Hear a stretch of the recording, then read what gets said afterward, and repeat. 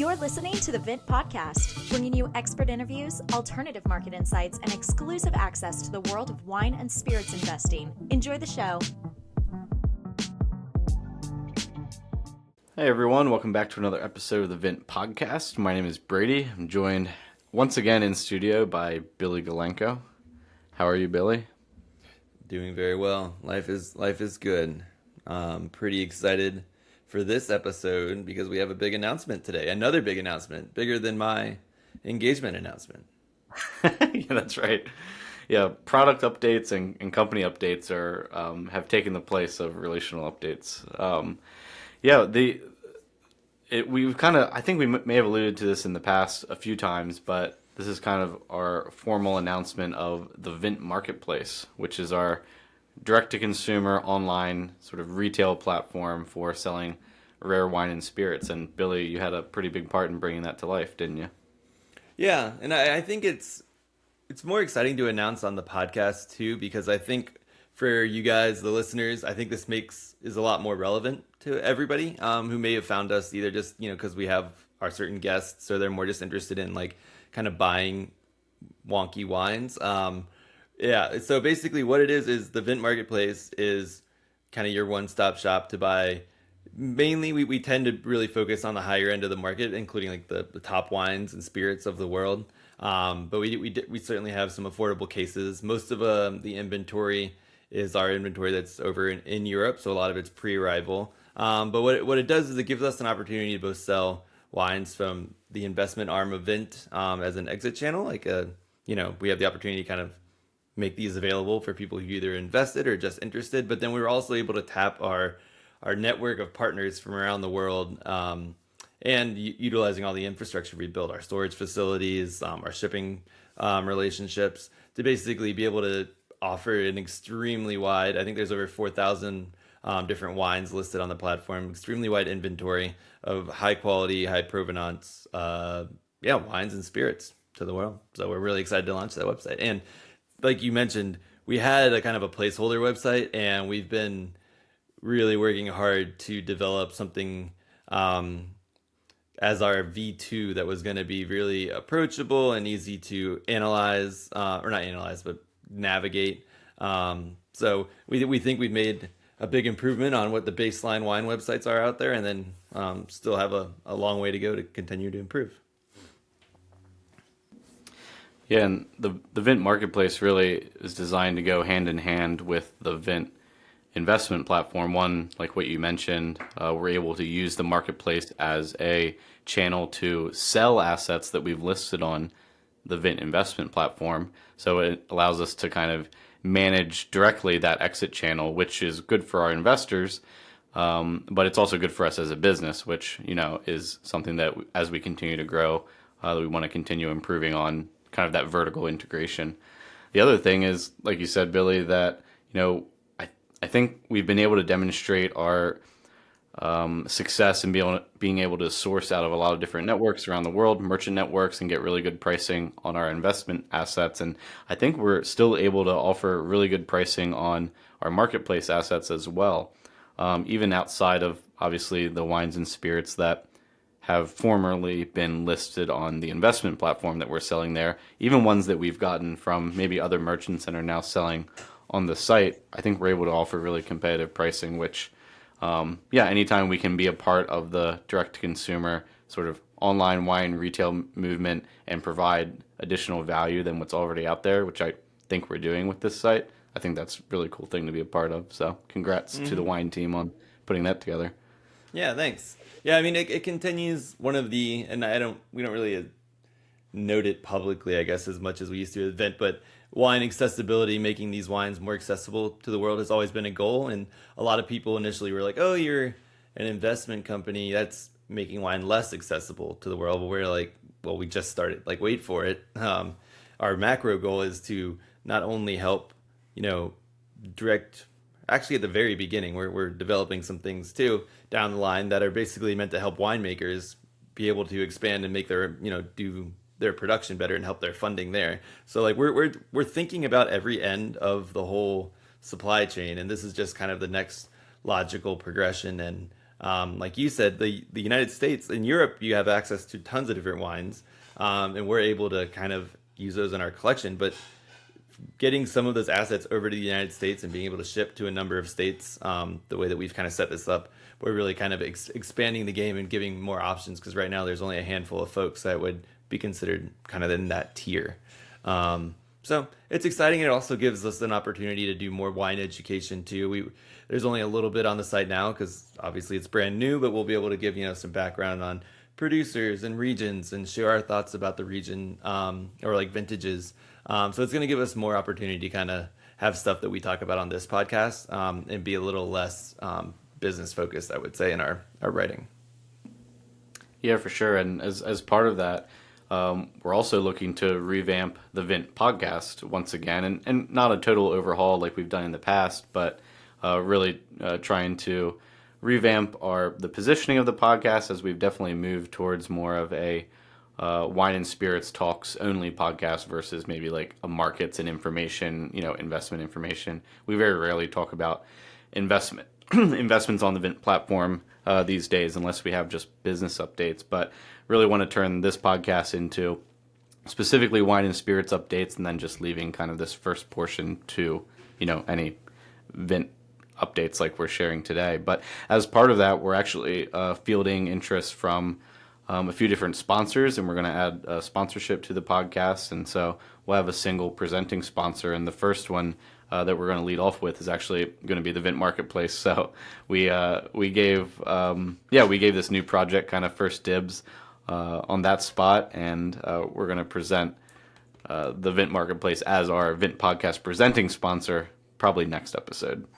Yeah, it'll be a little meta, but once we presented our sponsorship ideas that we had some interest, and then we were going to basically had to put together some structure around it. And when we were sharing that with our higher ups, our founders, they were like, well, we want to be that first. So they get the prime placement for all of you guys to hear about. But we're excited to have that. It's just, like you said, more of the growth of our podcast. It's been nice since we're over 80 episodes now.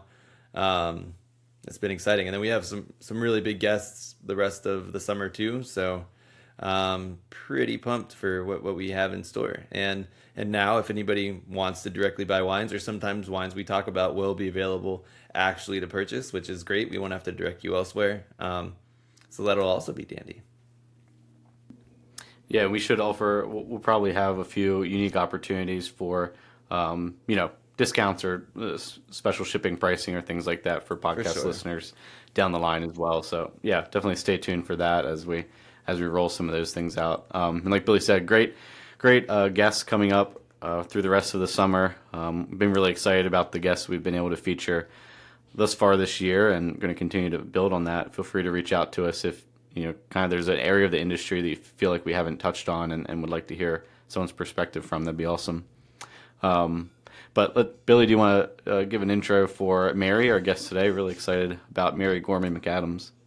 Yeah, so Mary is actually an MW friend of Adam LaPierre, our now COO, director of wine at the Vint Marketplace too. And he actually connected us not last March, but the March before, when I went down to Vint Expo in New York. So this is before Adam even joined, and basically she was doing a talk there on Bordeaux, especially like the Cru Bourgeois stuff. And I just sat down and picked her brain afterward about what we were doing with Vint, how to grow our relationships in Bordeaux, also even my personal WSET and MW kind of prep studies, and she was fascinating. So we've been wanting to have her on the podcast for a long time, and we thought right now it'd be a great time because we interviewed her. It was actually a few weeks ago when we spoke with her, but it was right during On Primeur time. So we were able to have her come on when Bordeaux On Primeur is kind of coming on and talk about where Bordeaux is kind of currently, how far it's come, especially in the sense of sustainability and climate change, and really kind of getting to a little bit about the most recent vintages. But what stuck out to me, and Brady can elaborate if he would like, is one, it's she has so much passion for Bordeaux, and she's not from the area. We've seen this also with like Jane Anson when we had her on last year. But over time, I think Mary started in branding and advertising in some sorts, and she's kind of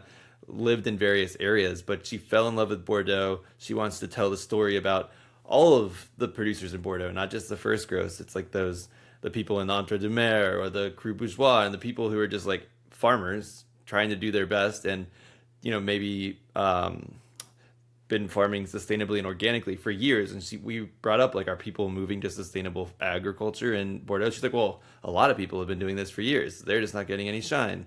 And she kept wanting to tell us more and more. It was one of those podcasts where it's kind of hard to end, because she kept actually adding more things right at the very end. And we were like, well, Mary, we're coming up to your time here, so I don't know what we can do. So we'll have to come back on. Yeah. Yeah, that's right. Yeah, I mean, it's obviously going to be fascinating for wine enthusiasts, and I feel like the curve ends up being that the longer you're into wine, the closer you move to interest in Bordeaux and Burgundy and kind of these great regions of the world. And so it's definitely going to be an interesting conversation for our wine enthusiasts, but also for folks who join us kind of from the finance and investing side, because, with the wine market, cooling off a little bit in 2023, you really want to look towards these towards kind of the flagship regions, Bordeaux, Burgundy, as, okay, what's going on there? What potentially, is the near-term outlook based on what we have happening in those regions? And she gives us good perspective on 2022, like Billy said, on that EP campaign and the wines that are in the pipeline for kind of next to be released, in the coming 2 years. Good perspective setting, I think, just in markets in general. Yeah, just a bunch of little nuances you don't really think of in relation to Bordeaux, I think. So I found it fascinating, sure. And I think it's a good complement. If you listen to this episode and you listen to Jane Anson's from last summer, I think you can get a really well-rounded perspective on Bordeaux from both of those. Yeah, definitely recommend our listeners go back and listen to the Jane Anson episode as well. It's great content.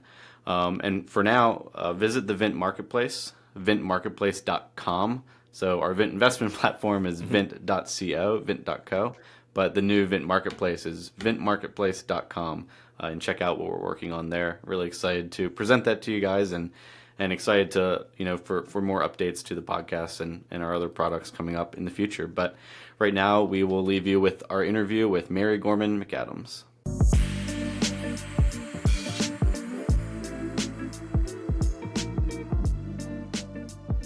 Hey, Mary, thanks so much for joining us today. Thank you. It's great to be here, Brady and Billy. Very excited to talk about Bordeaux and life in general. Yeah, I mean, kicking off the Bordeaux EP season, it's always great to have folks on who probably have more knowledge on Bordeaux than Billy or I will you've forgotten more knowledge than Billy and I will ever accumulate in our lifetime. So we really appreciate you spending time with us.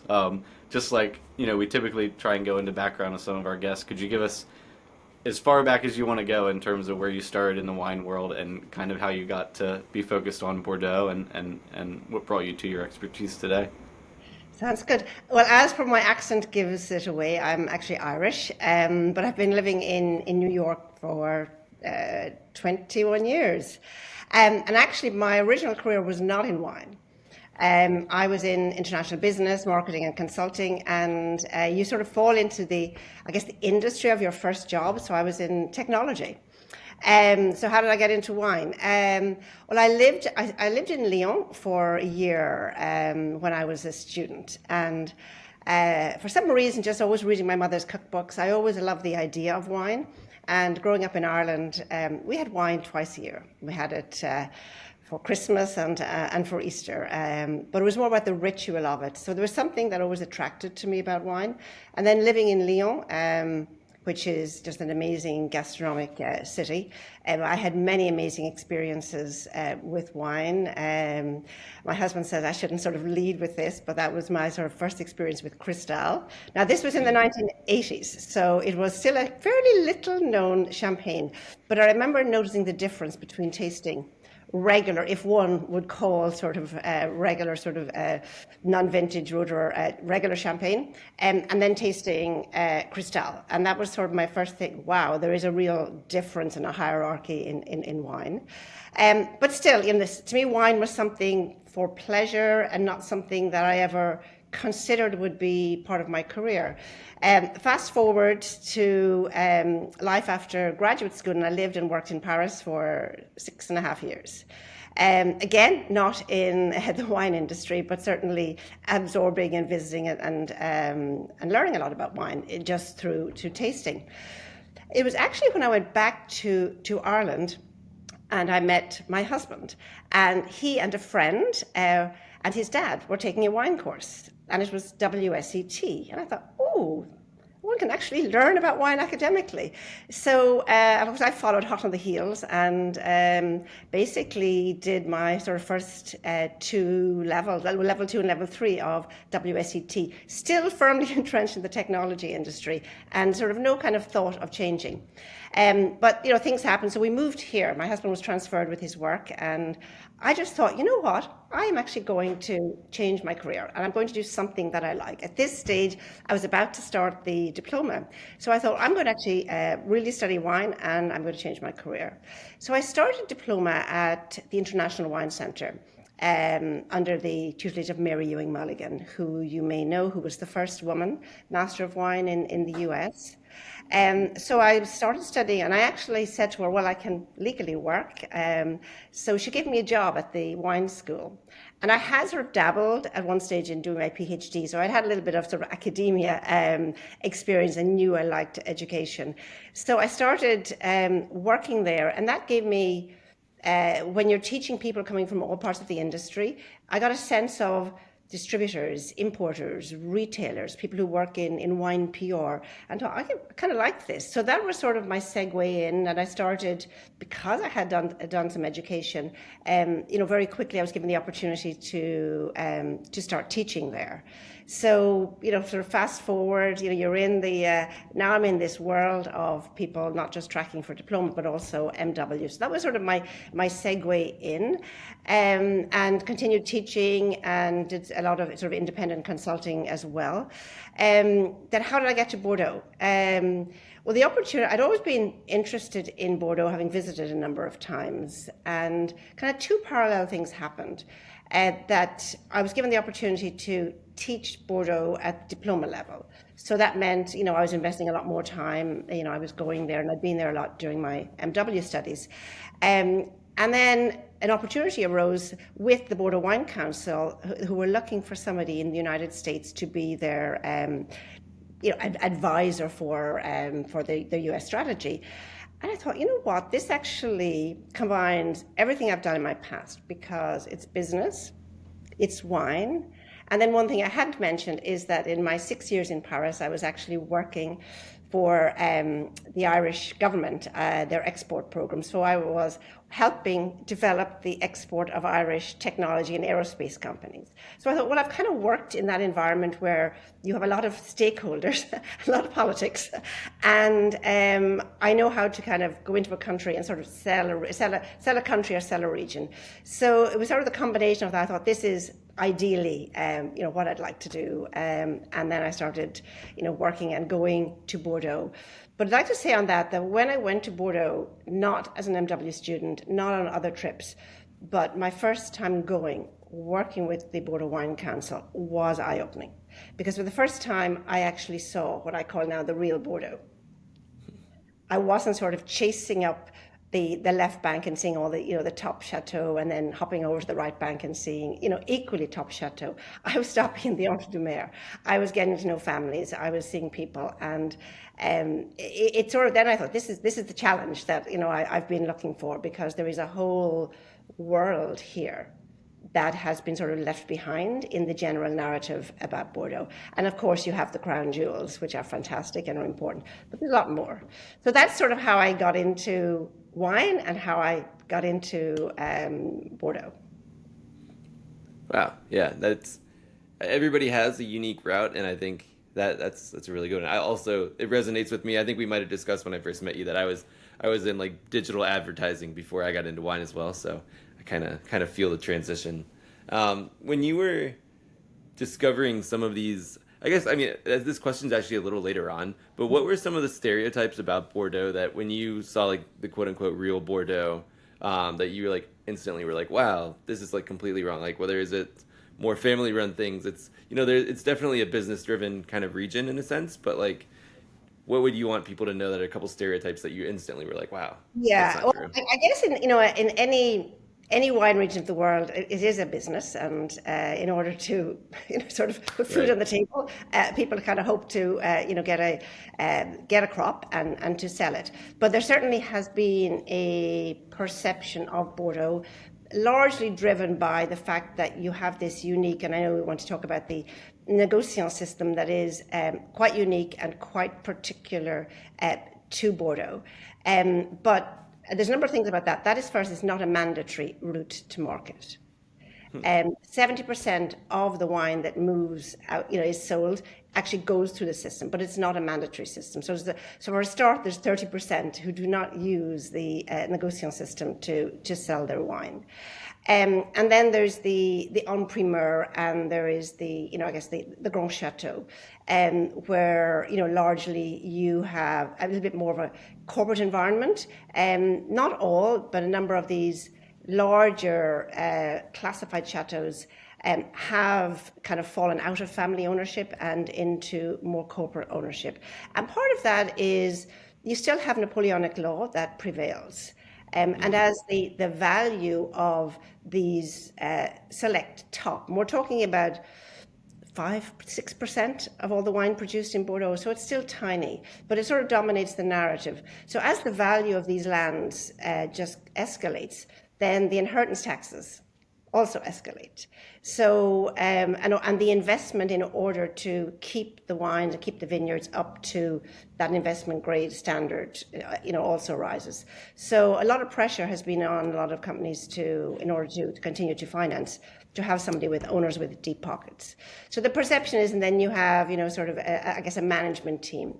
But that's about 6% of Bordeaux. So the whole sort of 94%. And, about 60% of the vineyards are family owned and worked. So there was a whole other side. And back to that perception, when I started working, there were quite a number of sommeliers here in New York that I'm talking to, and they're saying, Mary, it's not my thing, Bordeaux. I like sort of grower producer areas. I think, well, there's lots of them there too. So there is the perception that it's corporate, and it's really interesting reading, depending on who you're reading today, this week, last week, on the talking about en primeur. There still is a certain narrative that sort of projects the region through the eyes of sort of a corporate Bordeaux, but behind that, there are people, there are families, and I think more and more, particularly of smaller estates, who are not within the sort of the top classified growths. They know they have to get out from behind, even if they are going through the system, and they have to build relationships, and they have to put a face if they're going to build their market.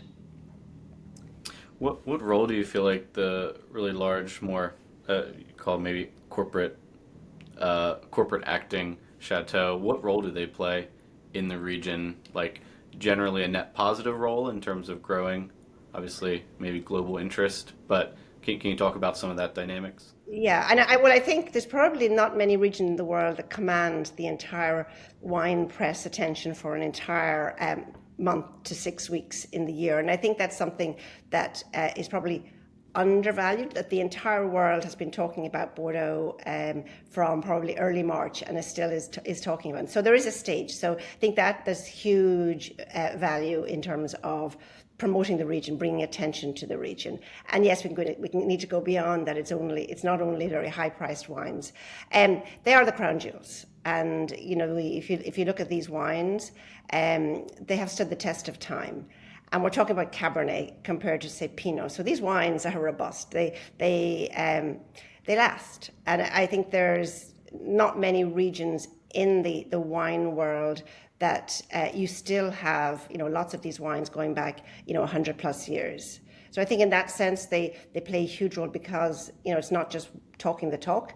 You have, decades and decades of wines that are still absolutely so enjoyable to drink. So I think in that sense, they're ambassadors. They are the crown jewels, and they prove that this is a region where you can reach, the absolute height in quality.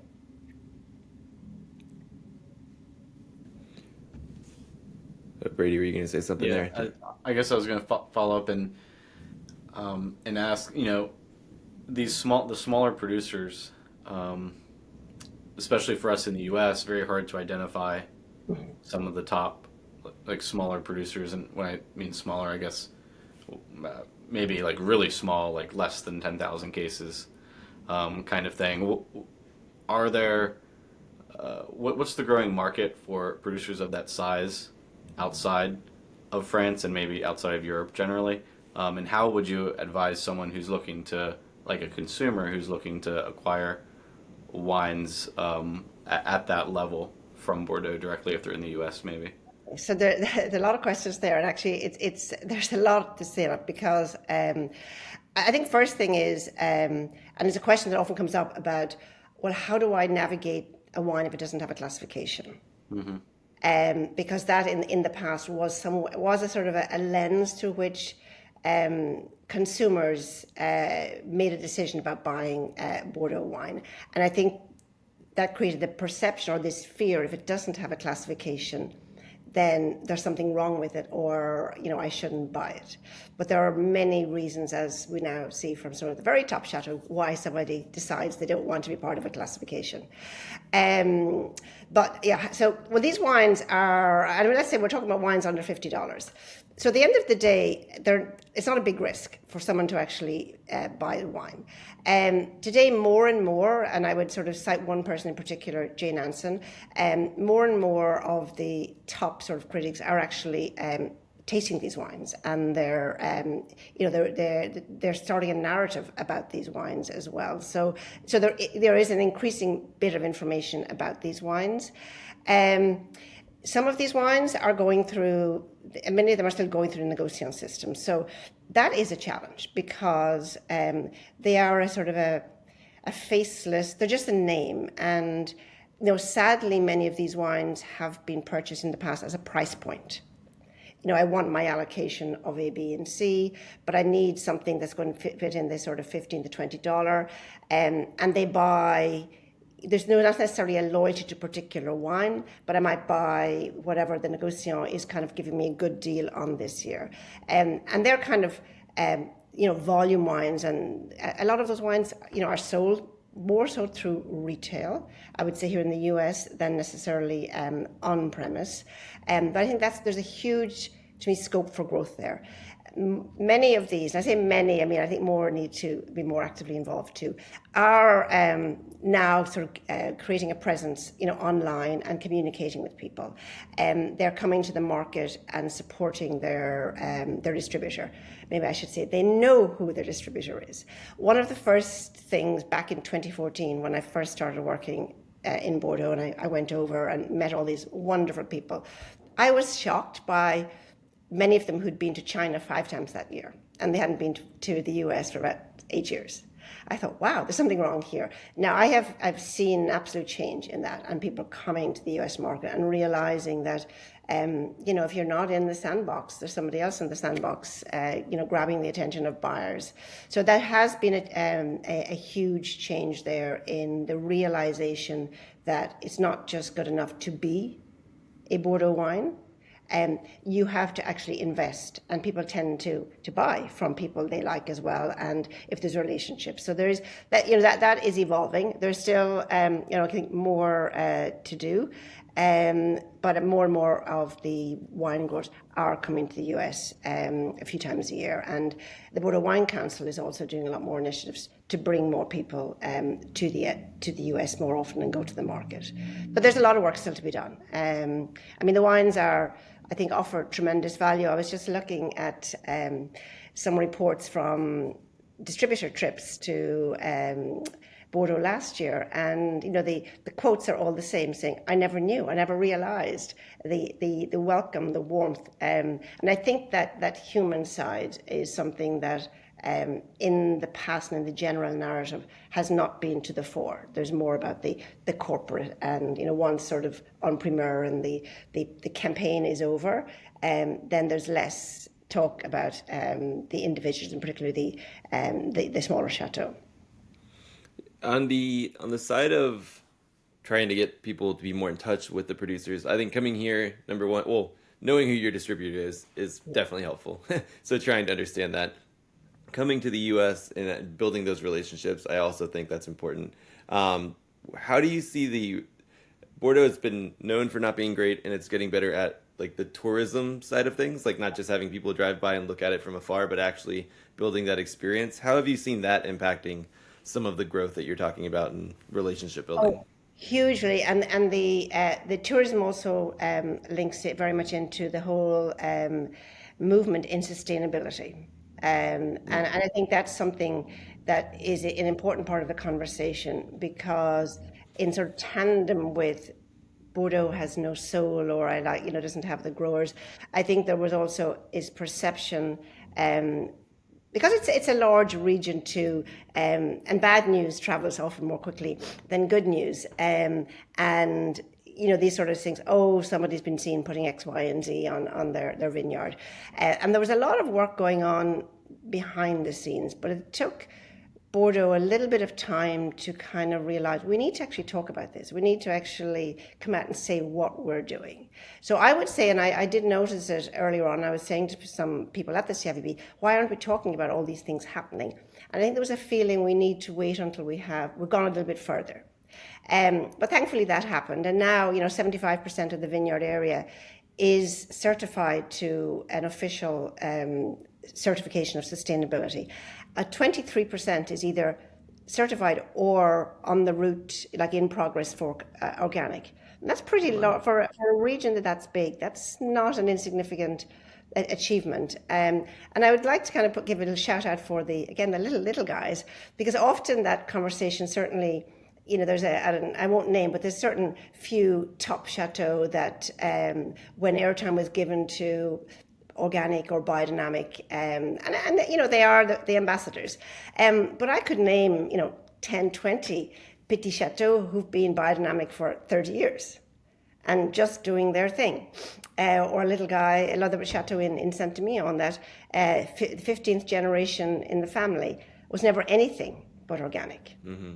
Because never ever any pesticides or insecticides were ever put on the vineyard. So I think there was a lot sort of going on, but the collective voice probably started following, I think it was around 2012 when they initiated a collective environmental system, which again I think was the first for a region that is not necessarily known for working together and sort of helping the neighbours. But this was the first sort of collective environmental system to get people collectively moving towards, we are all in this together, and let's help each other, and have sort of weather stations and various ways of monitoring disease pressure. And that led to a huge jump in people, first of all, having ISO 14001. And then that sort of segued very quickly into having high environmental value certification. And then suddenly some, we're pretty much almost there. We're on the road to organic. And you see that's the path that a lot of the wine growers have been following. But they're, maybe this is a particular French thing, not just in Bordeaux, but there also is this feeling that's not it, that's not enough, that we need, that the problem is much bigger than that. So the conversation throughout Bordeaux is about biodiversity. It's about agroecology, agroforestry, and you can bring in the words we use here like regenerative, but very much focused on biodiversity and bees and sheep and trees, and having a much more, a more interesting motley of types of insects and animals in their vineyards, and particularly trees. So that is a big, huge collective change. Yeah. No, that's good to hear. I'm going back. You mentioned Jane Anson earlier. We had her on the podcast last year to talk a little bit about Terroir. Do you see the discussion around sustainability kind of paralleling the increased discussion around the nuances in terroir in the region as well? Absolutely, and I think again one of the old perceptions that and often linked back to the 1855 classification. It was the chateau that was classified, and what about the terroir? But actually, to me, it's the terroir, and you cannot change that footprint during the 10 years, tenure of any classification. But yes, there's been a huge. I guess a lot of things have kind of come into play in the last sort of 15 to 20 years. The return to terroir and really splicing and dicing, and even at a modest estate level, the plot by plot. Climate change comes into that. More younger people are deciding to live on the vineyard, which is, I think, really interesting.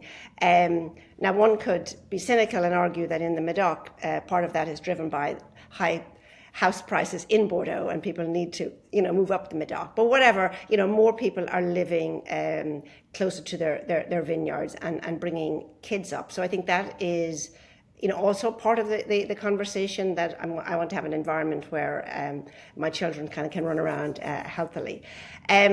Climate change is also driving this hugely, because like in many places, there was a way things were done. And I've heard, many of the critics this year, and I was just listening last week to a podcast on Jane Anson, talking about how, many people are talking about how they're changing how they do things. The first time I really heard that was back in 2016, when, now it's anecdotal, but still it was a lot of wine growers independently said to me, Mary, we are making wine in a different climate than we used to. So we've had to sort of re-look at everything, every little step in the vineyard. And, someone said, maybe we even need to take a vacation at different times of the year. So, and that has actually a lot of social implications. But this realization that it's about water, it's about drought, it's about too much water, too little water, and these extremes. So there's much more vigilance in the vineyard. Now, obviously, technology and tools in terms of how you monitor that have vastly improved as well. So they've sort of facilitated the ability to track smaller and smaller plots and to make different decisions about those plots. But that's what we're seeing now, that everybody is much more engaged in what's going in the vineyard, because there really is no other option, and all the different things that they need to address and look at, particularly with how climate change is impacting in the vineyard. And there's no answer yet, because every year is bringing another piece to the puzzle. And you've probably heard the conversations around 2022, but 2022 came on the heels of 2021, where you had a lot of rain. But so what we've learned in 2022 may not necessarily be the recipe for 2023, depending on what happens with rain. And I mean, when I was in Bordeaux in March, that was the first rain they'd had this year. So there's a lot changing. Wow. And I remember actually back, there was a number of people saying too, and there's a lot of these associations being made, with people have properties in California or in Argentina, so therefore they know. But I remember back, it must have been 2015, when I was doing a conference, and I was sort of comparing, not comparing, but I was doing, Napa and Bordeaux, kind of a comparative tasting. And I reached out to a number of people in Bordeaux beforehand to say, okay, what do you think? What have you learned from Napa? What do you think Napa's learned from you? Collectively, everybody said they had learned more from Napa, which I thought was interesting. And it was all about, we learned about ripeness. So I think for a long time, there has been this sort of learning by doing, going, visiting, working there, but understanding growing grapes in a warmer climate for Cabernet, and that sort of is, I guess, is what they're doing now in a much drier climate. Are some of these moves towards sustainability and biodiversity in the vineyard, and does that get to the consumer, and do they resonate with that? in France and in Europe, the way that it feels like some of those moves are like touted as a marketing piece, and that like extends towards like our organic labeling and things like that, which really resonates with consumers here now. Do you see that trickling to consumers? Yes and no, and it's actually an interesting conversation because depending on who you talk to in Bordeaux about what they're going to do with the certification in terms of communication, many of the Petit Chateaux, for them, can be a useful part of the marketing mix and a tool in communication. Once they realize that they need to market, there still is, and I don't know whether it's when I say specifically Bordeaux, but I remember years ago when I lived in France, my observation was they're very technical, they're very good at doing, but sometimes they don't want to market because that's not really what we do. We're really good at making things and we make them, and almost like therefore they should sell, realizing that you actually have to get out there and sell it. So there can be this reticence to, hey, guess what, I'm organic. Among a certain cohort that is changing, and the realizing the collective need to be at the table in that conversation. But then you talk to some other properties, and particularly the higher properties, top properties. And some of them, they don't want to bring attention to the fact that there's an organic or biodynamic label because they don't want to distract from what is already the greatness of that wine. So, I guess that question, I don't think there is one agreed sort of collective path, but certainly I think for Petit Chateau, trying to sort of find a place for themselves, I think it's increasingly important that you're upfront. And there are things that they don't say that, I call them say, hey, don't you have a high environmental value? Yeah, well then put it on your website, put it on the deck sheet. So I would say that's work in progress. Yeah. Before we dive into 2022, I don't think we've ever explained what kind of the difference between like a Petit Chateau and kind of even like the other classifications outside of just, people talk about first and second gross, but like, can you maybe talk about a little bit of the different types of wineries and producers in the region? Absolutely, yeah. So, I guess Bordeaux, for a start, is riddled with classifications.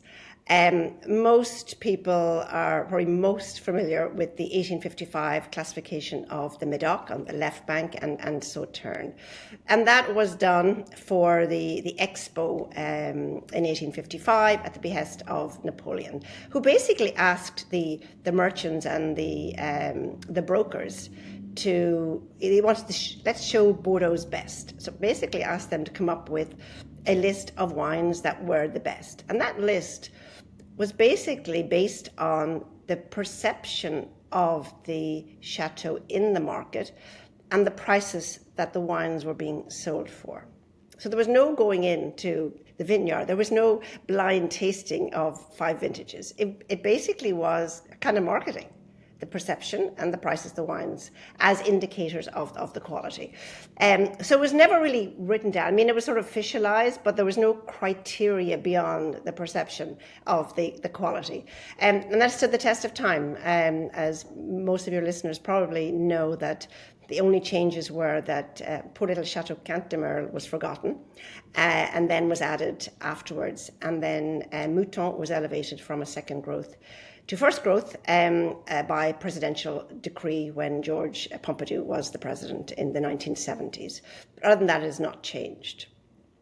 It took 100 years for the other classifications to start on the right bank. And that was creating a very different... There was sort of mutterings about doing one back in around the same time as 1855, but they sort of never got around to it. So they started 100 years later, and it's much more about the vineyard and a blind tasting of the wine. So when you are classified in Saint-Emilion, and actually I should backtrack because I think there can be, probably not among your listeners, but there can be confusion on the right bank about Saint-Emilion Grand Cru and Saint-Emilion Grand Cru Classé. So Saint-Emilion Grand Cru is an appellation. It is not a classification. And it's, I guess, eligible territory is exactly the same footprint as Centimio. You, as an individual wine grower, you decide whether you're going to farm your vineyard to the sort of slightly stricter, for want of a better word, rules of Centimio and Grand Cru versus Centimio. Now, if you have aspirations and want to be classified, you must be farming to the Centimio Grand Cru standard, which is just a little bit more in terms of basically the difference is that there is a lower maximum yield. But these days with drought, who reaches the yield? And you cannot release the wine until a year plus, a year, like the year after the harvest. And the wine must be bottled at the chateau. Centimio, on the other hand, can be released earlier, so the spring, basically the May after the vintage. And guess what? And I think this could be increasingly interesting going forward, is that you don't have to bottle. You could ship the wine in bulk.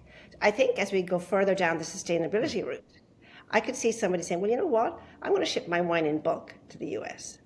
Now, I can't do that if the wine is Centimio and Grand Cru Classé, but I could do it if I'm Centimio, not Grand Cru Classé, but Grand Cru, but I could ship it. So I think, my one point there is that if you see a wine that says Centimio, don't necessarily think it is an inferior, because you don't know what the motivations were for making the wine to that classification. So onto the classification. And then within that, you have Centimio and Grand Cru Classé, and then you have the Premier Grand Cru Classé A and B, and we're down to 2 A's now because Cheval Blanc, Ozone, and Angelus decided that they didn't want to be in the classification anymore. And that created a lot of conversation and narrative about the classification and was it all going to fall apart? But interestingly, there were 30% more applicants for the classification in the last, for the 2022 classification.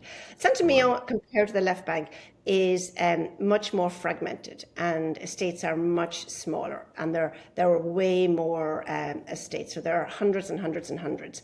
So having a classification can be very useful for a chateau, in order if somebody is out there looking at wines and see Centimio Grand Cru, Centimio Grand Cru Classé. So it's another tool, and you use a tool if it helps, and you don't use it if it doesn't help. That can help people to navigate, particularly among petit chateaux. So depending on who you talk to, for those for whom it is useful, and for those who maybe have outgrown it or don't need it, they're kind of beyond it, then deservedly so, they decide that they don't want to be part of it anymore. So that's Centimio.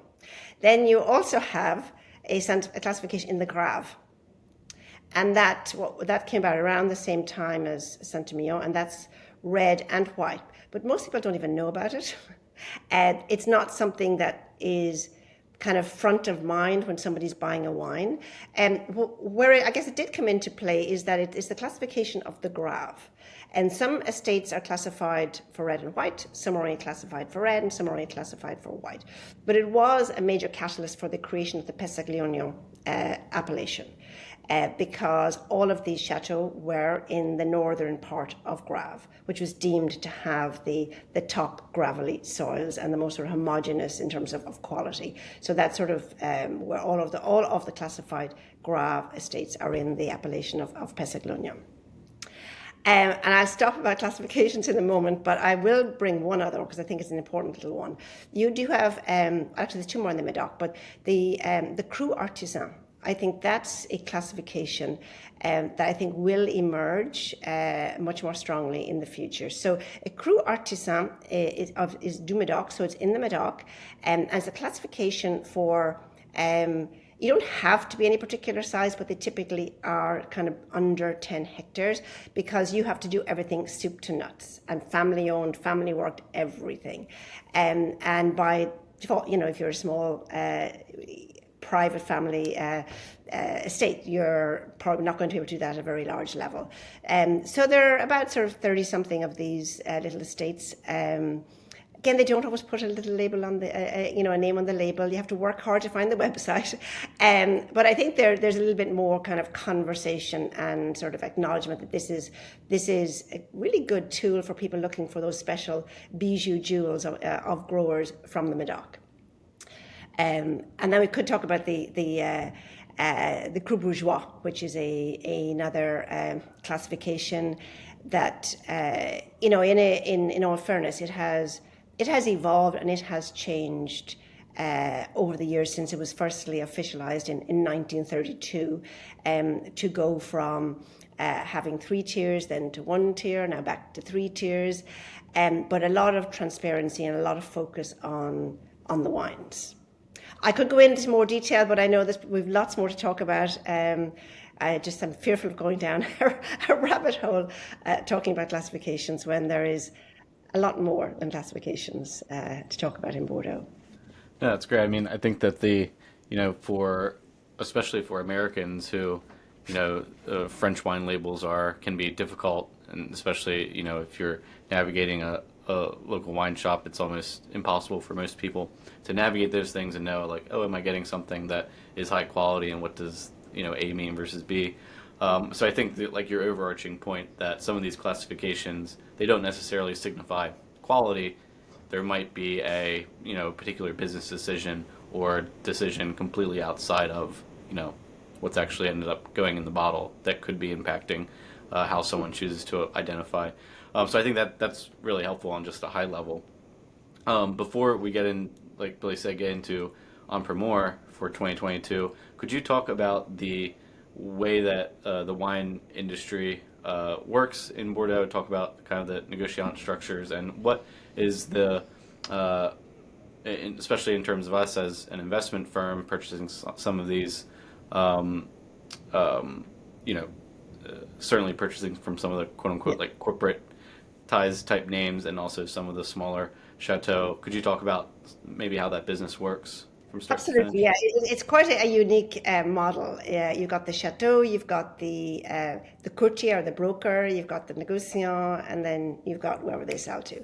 So the negociant or the merchants, and what's often called the La Place de Bordeaux, which is sort of a theoretical, as I remember there's a quote that I often use, that Margaret Rand, she wrote an article in, I think it might have been Wine Searcher about, 10 years ago, or maybe less, talking about the Place de Bordeaux and saying, people are always trying to understand it, they're always projecting its demise, but for those who have the golden keys, it works and it's still there.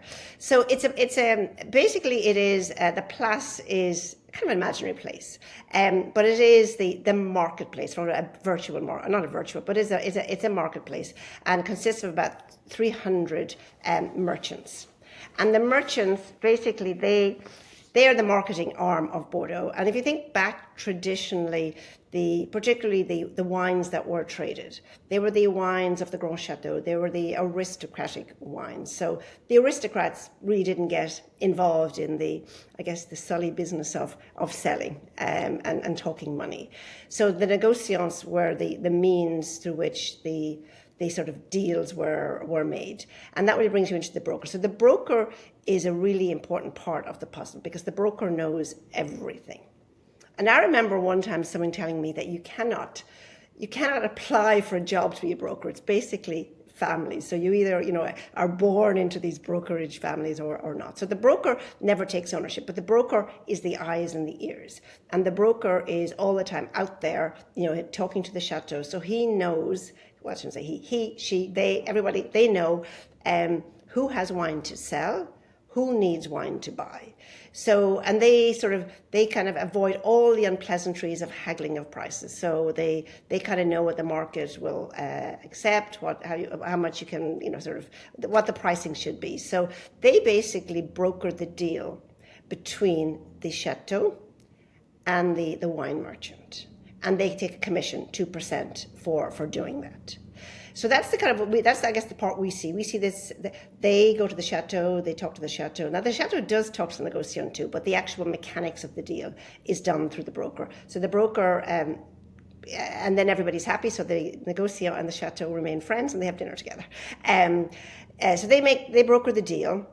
to the négociant. And then the négociant then, and this is why you have the en primeur, and I'll come into that in a moment, and the campaign. So they basically go out then and they sell the wine. It is quite an amazing network. And despite the fact people talk about the demise of the négociant, and every year there are more and more non-Bordeaux iconic wines that are deciding to sell through the Place. And that's because I kind of said, because I sometimes say that the négociant system is like Costco. It moves product. It can get it. It is where the market is. It does not build a brand. So that's why it really works for the classified wines, the wines that are known, for whom there is a market around the world, because the négociants have tentacles all over the world. So they're able to deliver these wines around the world to the groups of customers. And the négociant, or the courtiers do the deal. But what we don't really have visibility to is the other work of the courtier. So during any year, you have négociants who've overbought or underbought, or they bought because they thought they had a big deal, and that goes away. So there's a whole internal market between the négociants, and everybody saves face because the courtier knows who's hurting and who needs wine, and they are able to sort of manage that and try to ensure that if somebody is bought too much, they can find an internal market because they know somebody else didn't buy enough, and they can and they can sort of redirect those wines. So that's another part of it. So have I explained the négociant system? So then and at each, where it has kind of come a little unstuck over the years, particularly with en primeur, is who's making the money. So traditionally, and then let me talk, en primeur is totally separate from the négociant system. The négociant system is a distribution system through which 70% of the wines that are sold from Bordeaux go through, and that includes Grand Chateau. And we call it Grand Chateau, basically, there's no tight definition, but basically these are the wines that we call classified. Now, the extent to which it classified a fifth growth or a $25 selling Saint-Emilion Grand Cru Classé, is one of these Grand Chateau or not, that's open for debate. And then we call Petit Chateau basically are the unsung heroes. They basically are the unclassified, unknown. So they don't have the brand equity of the Grand Chateau. Again, it is not a tight definition that is the end of the definition, and anything outside it is a Grand Chateau. But it's a collective name for the small, less well-known estates. Now, you also have co-ops, and the co-ops account for, about I think 25%. They account for quite a lot of the wine that's produced, and you have some very, very good co-ops, and co-ops that are very much at the forefront of technology and doing a lot of the innovation, particularly with experimental varieties and everything. So you have co-ops, and you have small growers who sell their grapes to the co-ops, or they might make the wine and then sell it to the co-op to market or to blend. So you have that sort of, I guess, cohort of growers as well. I don't have figures on statistics, but certainly I do meet many small growers who tell me their grandfather used to sell to the co-op, but now they've decided to make the wine. Or some might say, okay, we still sell some wine to the co-op, but I want to kind of make a go here and make a wine that represents my terroir, and I'm going to maybe have sort of 30% or 40% of my vineyard area I'm going to keep for myself, and I will still sell because I want some kind of cash flow, and somebody else will market those wines. So you have some of those hybrid models as well in Bordeaux. And then you have the en primeur system, which often gets muddled in the mix. So the en primeur system is totally separate from the négociant, although it goes through the négociant system. But basically, it was a system that was created to be win-win for everyone. Because back, I guess, until 1982, even the top chateaux in Bordeaux were really struggling. And if you knew to buy the wines back then, they were a tremendous value.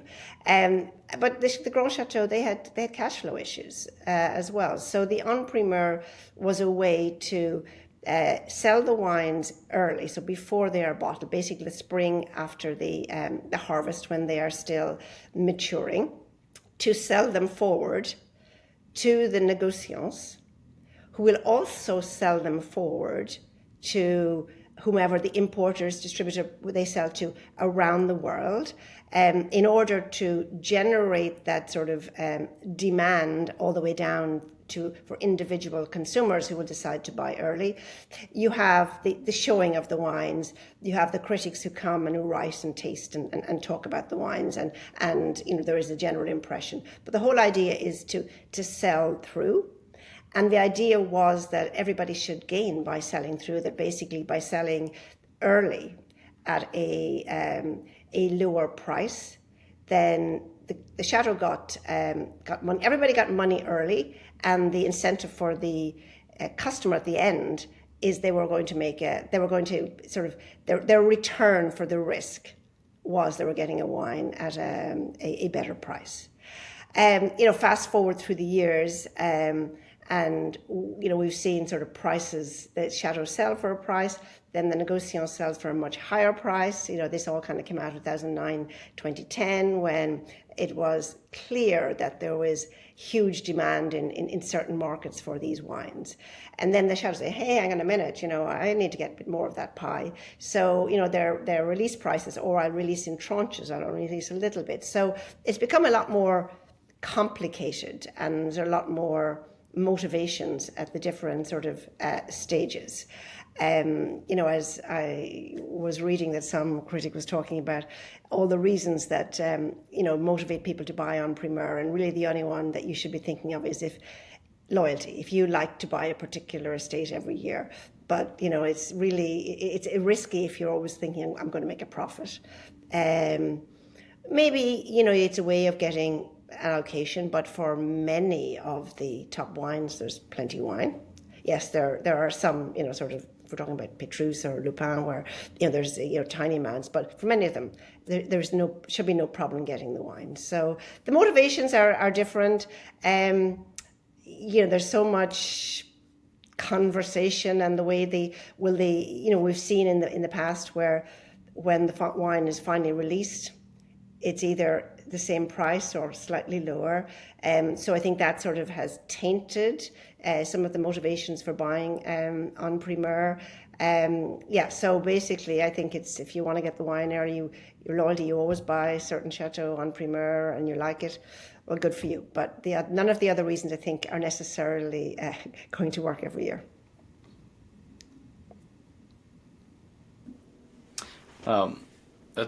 That's really good. When we think about the last couple EP, can you maybe give a summary of the last 3 years of en primeur and sort of the expectations and the outcome, and then leading up to now in our current season, 2022, and kind of what the early ramblings have been?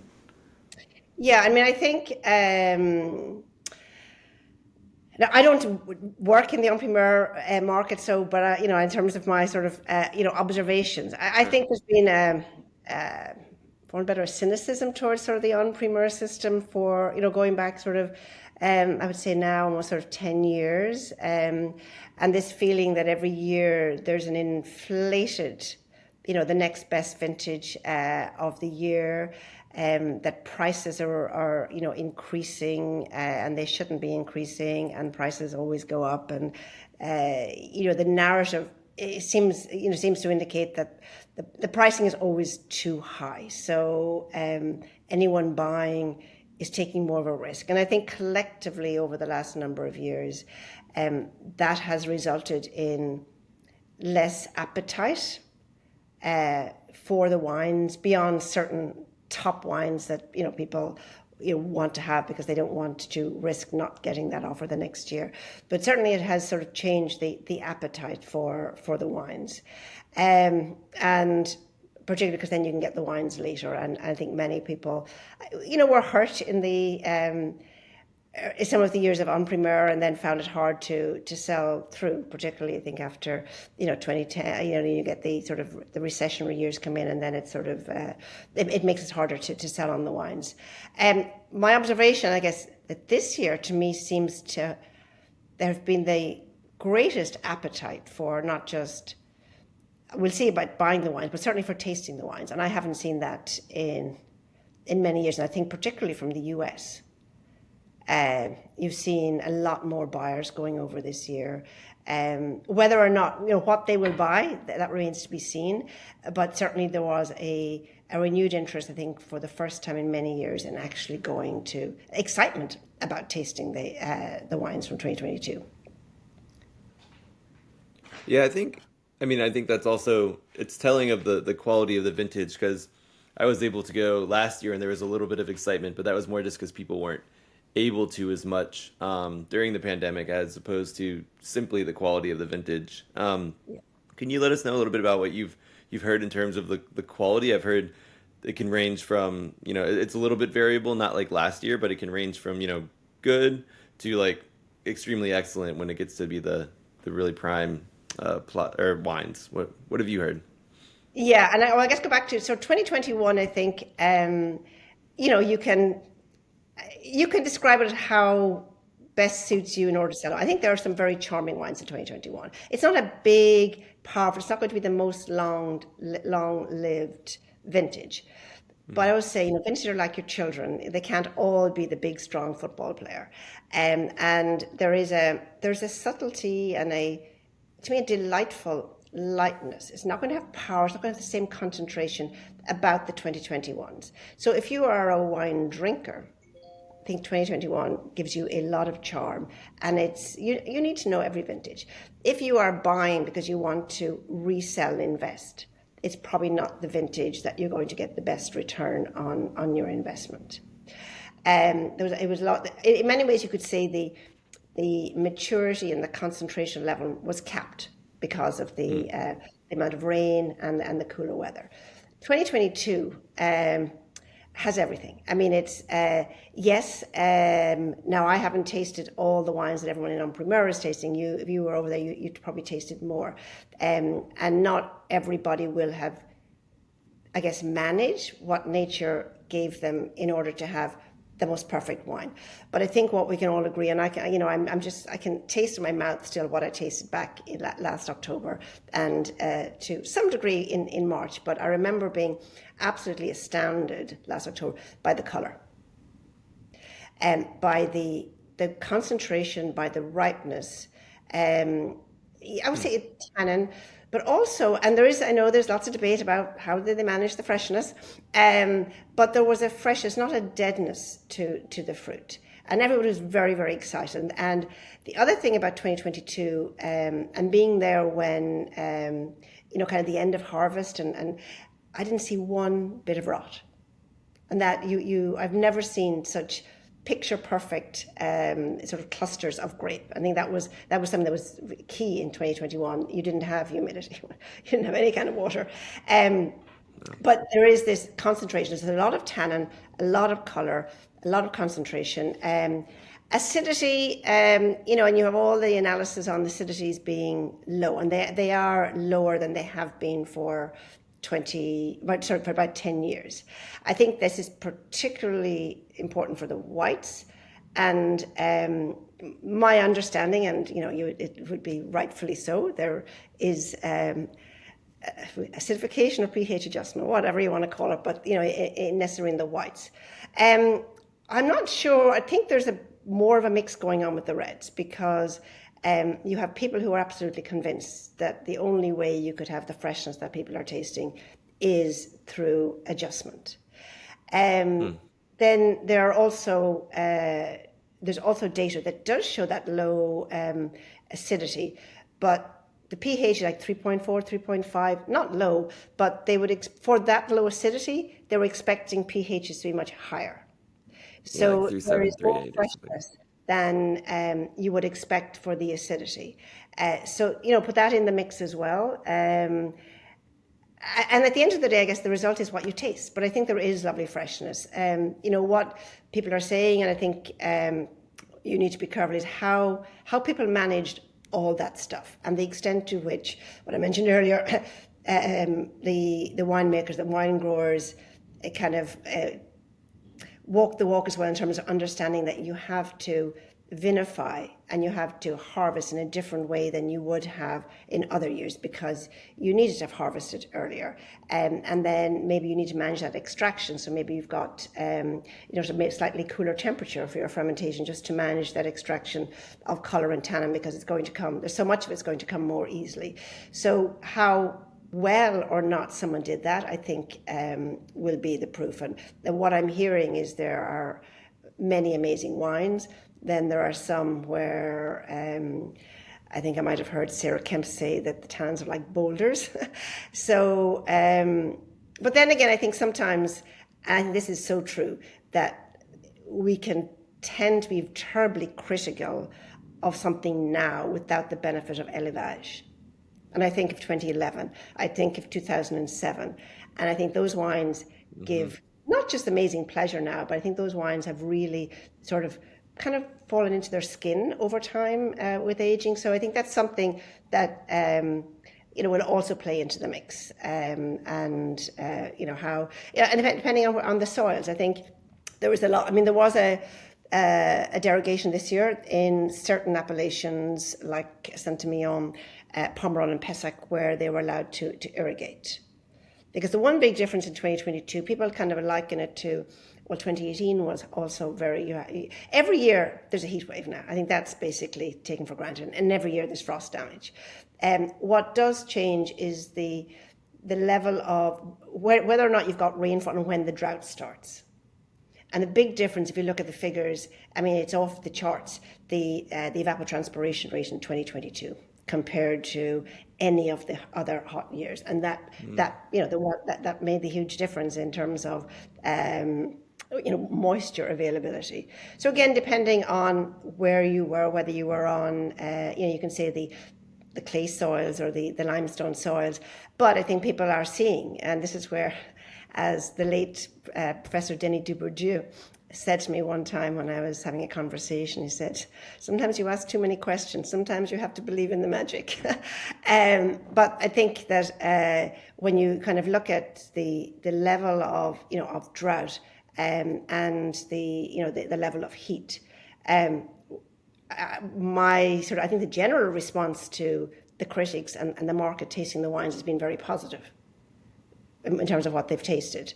You have to see how they will evolve over time. We'll see next year, depending on whether the soils are replenished. And I think, sorry, I was rambling a bit about the irrigation. So there are certain appellations were allowed to irrigate. Whether individuals did or not everybody did. But as somebody actually pointed out that compared to regions where irrigation has been allowed and happens all the year, if you're not necessarily set up for irrigation, then how do you deploy? You said, you can irrigate. Well, what do I do? Take out a hose and just go and sprinkle it, hire a helicopter? So it's, I think that will be part of the learning process going forward, is to all the different little things that you are already seeing in terms of how they position the shoots, the de-leafing or not, managing the canopy differently. I mean, now there's also the whole area of rootstocks has been reopened again, and that was a sort of a cut and dry. When I was studying for my MW, I couldn't get anyone to talk about rootstocks because that was done and dusted, generations ago. Whereas now that has sort of been, reopened, and even things like spacing and density. So it's all, I think there's an acknowledgement. We are in different times, and we don't know what each year is going to bring us, but it'll be different, it'll be extreme, and we have to be much more nimble to sort of deal with the day by day, whatever we get in the spring and whatever we get in the summer. Awesome.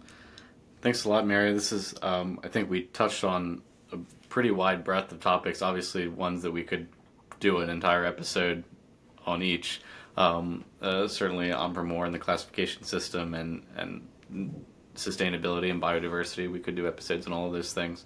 We really appreciate your depth of knowledge, and we could probably also do an episode on your experience with WSET, because Billy's deep into it now, and you're obviously an educator, one who is deeply involved there on the education side of wine, and so I'm still getting going, but would love to have another conversation with you about that sometime. Really Absolutely. appreciate it. And actually, one thing we never touched on was what's changing style-wise in Bordeaux. I'm not sure if you have time for any of that, but there's Right. there's a lot of exciting things happening in terms of new styles of wine. I would say, we may not have time, but I think the one thing is that there is the absolute goal of everybody now is freshness, not ripeness. So all the decisions, and then also making wines, and particularly I think this is really important for the Petit Chateau, as they come out from under sort of the shadow of the Grand Vin, is make wines that are accessible, that are fruity, that are bright, that are enjoyable early. So there's a whole plethora of decisions that go into making that, and also the appellations, because, for example, Listrac, Medoc, and Omedoc changed their rules to allow wines to be released earlier. So that if they didn't, then you can encourage people to make these wines, but if they can't release them until 2 years after the vintage, well, bang goes that natural wine. It should be released straight away. So we may not have time there, but there's a lot of exciting things going on in terms of different blends, cepages, monovarietal, and even the all natural wine and sparkling. So is that would be something I don't know, are we running out of time? I don't know whether that's time to talk about that. We would probably, I think if we go down that rabbit hole, Billy and I will take you another half hour of your day. Billy, do you want to, we should plan for a future time to do an episode on new styles. Yeah, I think Mary.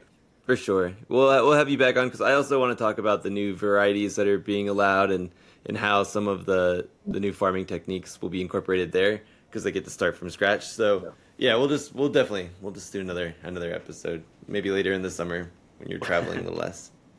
Yeah, absolutely. And on that, you know what I think a really important part of that is how Merlot is coming back fighting. Nice. I'm a fan. That's exciting. Yeah, Billy's the obscure varieties guy. And now Merlot is considered an obscure variety. That's hilarious. Yeah, exactly. There's dabbling, and I can talk a little bit to what people are dabbling with, and not all the varieties, but there's certainly a bit of dabbling, and we'll see. There's nobody uprooting all their traditional varieties and planting the new varieties, but they're not part of the mix. Yeah, I like how we say it's coming back. It's still the most planted grape in Bordeaux, but that's fine. Neither here nor there. Obscure. It's obscure. Well, I think you probably heard when you were there, people were very surprised at how great the Merlots are tasting this year. I have so far. That's a good tip. I like that. And that, I think, anecdotally we're saying yes, it decided it was not going to die. But there's lots of different ways of managing Merlot, and, be it just from the age of the vine, but also how it's managed, and then the particular soils that it's on as well. So Merlot is not going away. Awesome. Great Merlot.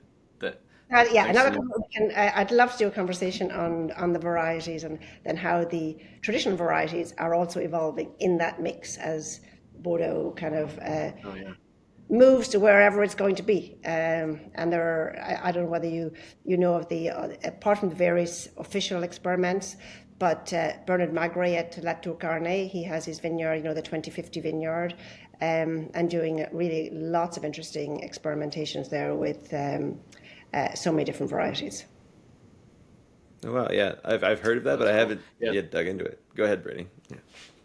No, I said it's a place that you don't think, when I think Bordeaux, I don't think experimentation. So that's and that's really perception, because they've always had the university there, and if you remember the ISVV, which was established by Denis Dubourdieu, so the university has always been there, and a lot of research being done in tandem.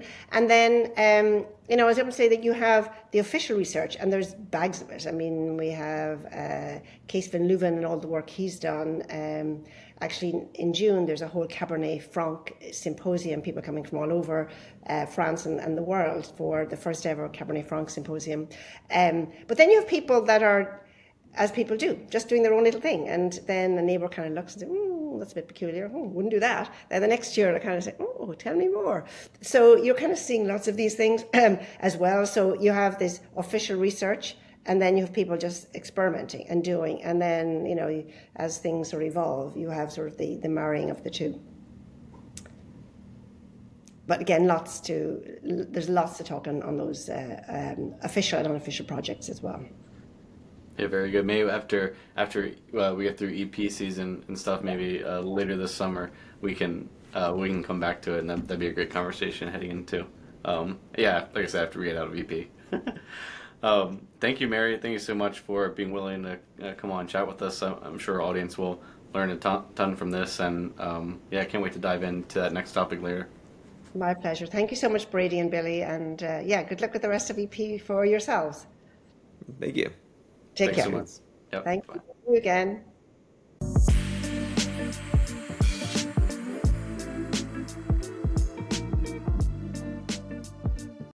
All right, and that was our interview with Mary Gorman-McAdams. I hope everybody kind of fed off her passion and really enjoyed it. I know there's a few things. I have a really thick kind of Bordeaux book that I want to dive into here afterward, just thinking about a little bit of the nuances of the terroir and just to go do a little bit more research outside of just the main appellations there. So everybody, go learn more about Bordeaux. Potentially listen to the Jane Anson episode 2, and then also go to the Vint Marketplace if you want to buy any of the wines that she referenced there. We have plenty of Bordeaux, and if you have any questions, reach out to support, because then you get to talk to me. So that'll be great. All right, we'll be back with the next episode next week. Cheers.